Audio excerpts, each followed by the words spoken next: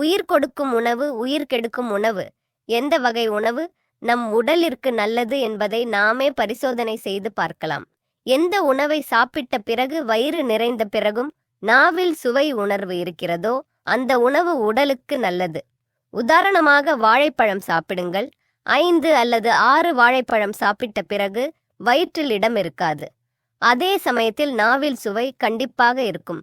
இதேபோல் தின்பண்டங்களான சிப்ஸ் மற்றும் மிக்சர் ஆகியவற்றை சாப்பிட்டால் ஒரு குறிப்பிட்ட அளவு சாப்பிட்ட பிறகு நாவில் உள்ள சுவை மறைந்துவிடும், ஆனால் வயிறு நிறையாது.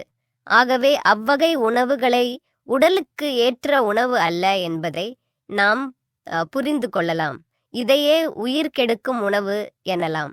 இதேபோல் இனிப்பு கடைகளில் விற்கப்படும் இனிப்பு வகைகளை நாம் சாப்பிடும் பொழுது குறைந்த அளவு இனிப்பு சாப்பிட்ட பிறகு நம் நாவில் உள்ள ஜீவகாந்த சக்தியானது அதிகமாக செலவழிக்கப்படும்.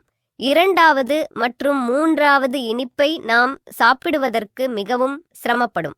அதே சமயத்தில் 4வதாக ஒரு இனிப்பு பண்டத்தை சாப்பிடுவோம் என்றால் நமக்கு திகட்டிவிடும். இதற்கு காரணம் நாவில் உள்ள ஜீவகாந்த சக்தியை செலவழித்துதான் அந்த சுவையை நாம் உணர்கிறோம்.